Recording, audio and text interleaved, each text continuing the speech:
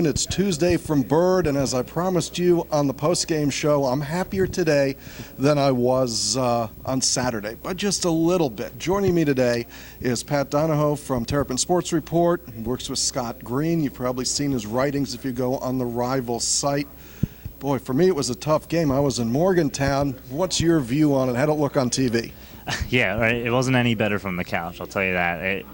It was about as ugly as it gets for a football game from start to finish. You kind of expected them to maybe, in a rivalry game, get back into it, make it respectable, and it never seemed to come. And it's hard when things start to snowball like that. Things can go one way or another, but it definitely went in the wrong direction for the Terps. Yeah, I'll go with that. Yeah. People ask me if the drive home was hard. I'd say no, halftime was really hard, because by then it was pretty much over. I went up there because of the kids. My kids wanted to go to Morgantown. It looked like it's going to be the last time till 2020 that we play, so it was a good time to go. But the one thing I was surprised about, one is they had Brad Paisley sing "Take Me Home Country Roads," which was great. That would have been nice to see in person, I will admit. Right, and if you want to go back and take a look at our TerpTalk postgame show, I have at least 30 seconds of that on the postgame show. The other thing was I heard about how rowdy the crowd was going to be, and you almost fear for your life for the break your car windows or all these crazy stories. That wasn't true for me. They were very nice, and maybe it's because the game was out of hand, but it was actually pleasant experience going to Morgantown.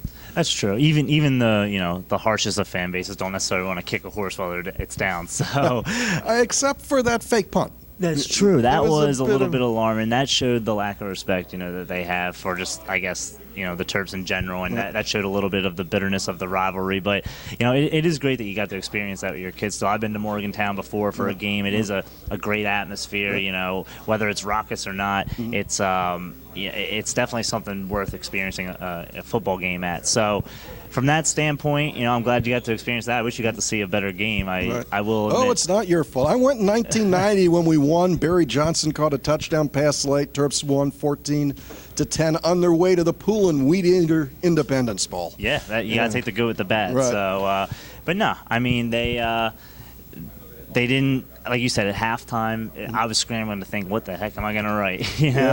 What do you write about something like this, hoping that something could turn around in the second half? It never necessarily did, but, you kind of, I guess at that point, have to just focus in on what can this team improve on moving forward.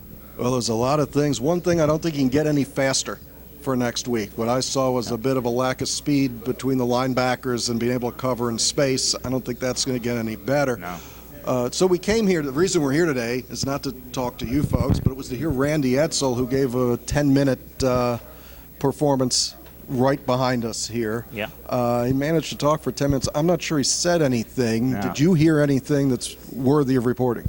I didn't. I think that he's kind of just trying to keep the wheels on right now and trying to, manage this thing as best he can, knowing that he's got this tough schedule coming up.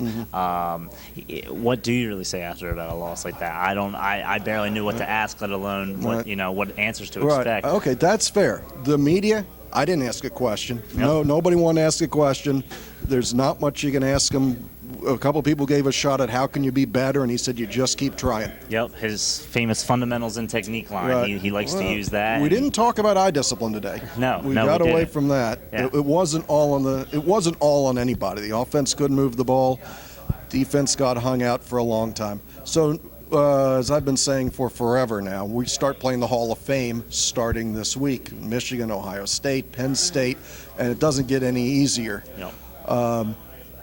Get any clues, any keys to how you actually can? I'll start with stay in the game before I'll even go to win the game. How does Maryland stay in this game with Michigan?